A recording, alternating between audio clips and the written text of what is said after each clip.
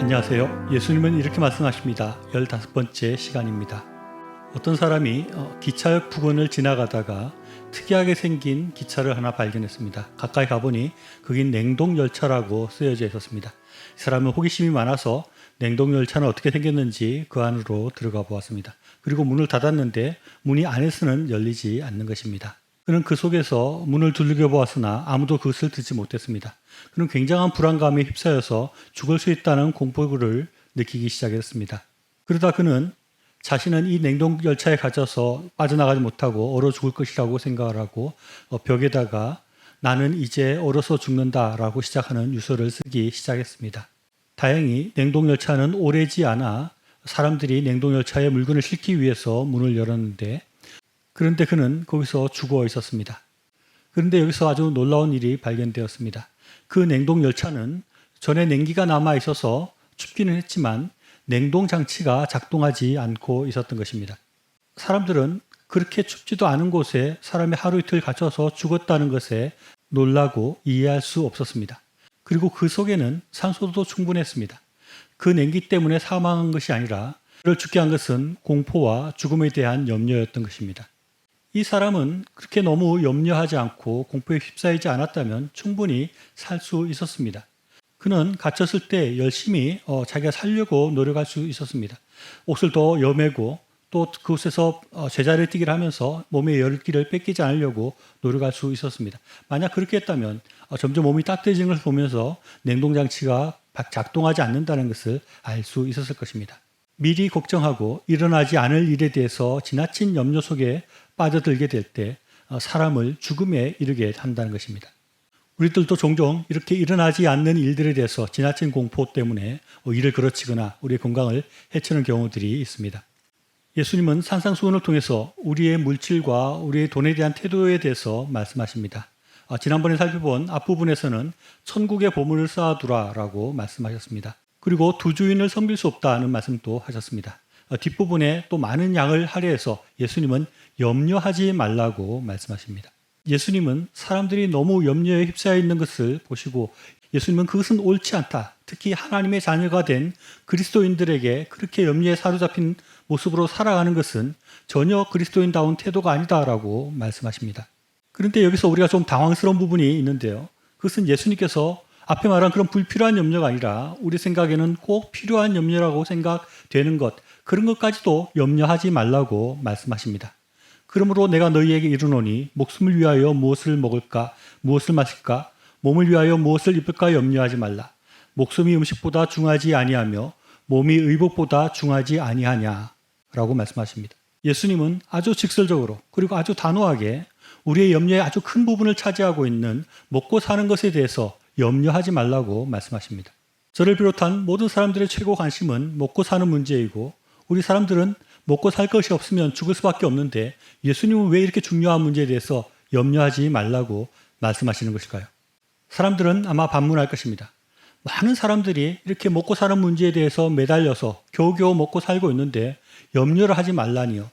우리가 그것에 대해서 염려하지 않으면 우리가 어떻게 먹고 살 수 있겠습니까? 우리가 자칫 그것을 염려하지 않으면 모든 가진 것들을 잃어버리게 되고 우리에게 먹고 살 것이 남지 않게 될 것인데 우리가 어떻게 염려하지 않을 수 있겠어요? 예수님은 세상 사는 게 그렇게 만만하다고 생각하십니까? 라고 반문할지 모릅니다. 그에 대해 예수님께서는 이렇게 대답하십니다. 공중의 새를 보라. 심지도 않고 거두지도 않고 창고에 모아들이지도 아니하되 너희 하늘 아버지께서 기르시나니 너희는 이것들보다 귀하지 아니하냐. 너희 중에 누가 염려함으로 그 키를 한 자라도 더할 수 있겠느냐. 예수님의 대답은 분명합니다. 하나님께서 책임져 주시겠다는 것입니다. 하나님께서 책임지고 먹일 테니까 먹고 사는 것에 염려하지 말라는 것입니다.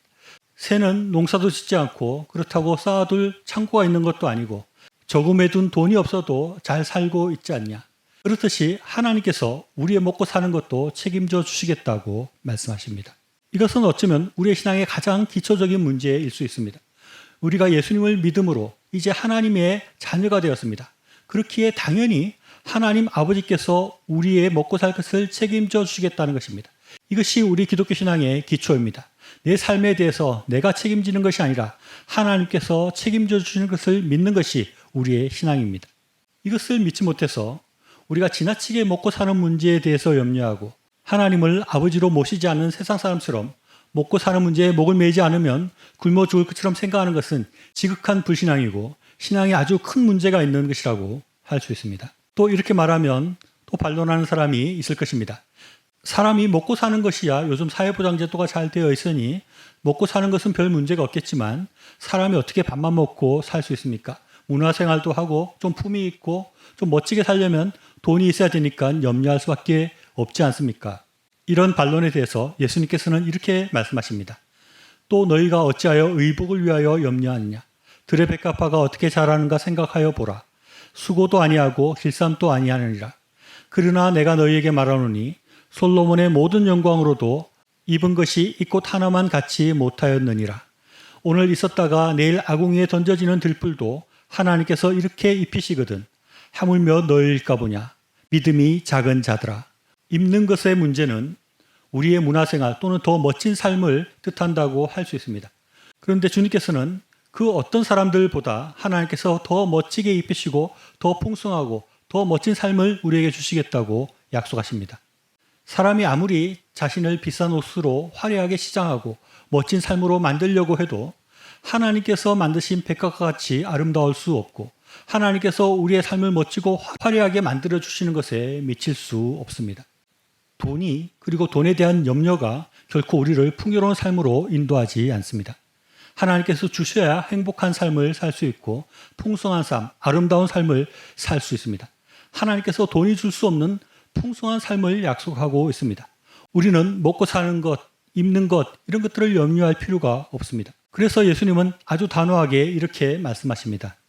믿음이 적은 자들아, 그러므로 염려하여 이르기를 무엇을 먹을까, 무엇을 마실까, 무엇을 입을까 하지 말라. 이는 다 이방인들이 구하는 것이라. 너희 하늘 아버지께서 이 모든 것이 너희에게 있어야 할 줄을 아시느니라. 우리에게 진정한 믿음이 있다면 하나님께서 모든 것을 주신다는 믿음을 가지고 염려하지 않는 삶을 살아야 합니다. 염려는 믿지 않는 이방인들이나 하는 것이지 하나님 자녀된 우리가 할 것은 아니라는 것입니다. 왜냐하면 하나님께서 우리의 모든 필요한 것들을 아시고 그것들을 채울 것이기 때문입니다. 부자 아버지를 가진 아들은 먹고 사는 것에 염려하지 않습니다. 입을 것을 염려하지 않습니다. 우리에게는 하나님께서 우리의 아버지로 계십니다.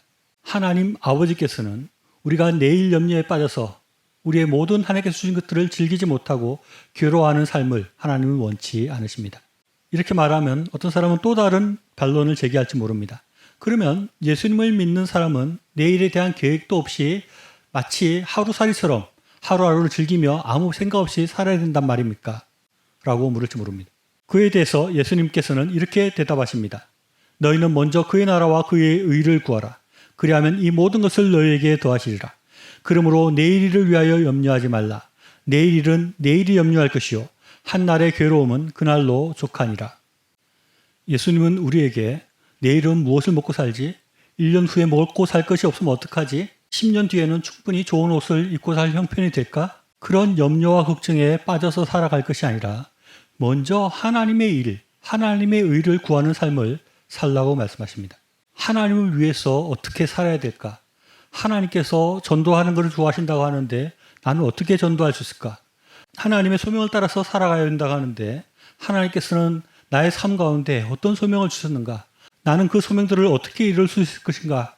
그런 것들을 염려하고 그런 것들을 생각하고 그것을 위해서 살라고 말씀하십니다. 그렇게 하면 그에 필요한 모든 먹고 살 것들, 입을 것들 그런 모든 것을 주님께서 하나님께서 책임져 주시겠다고 말씀하시는 것입니다.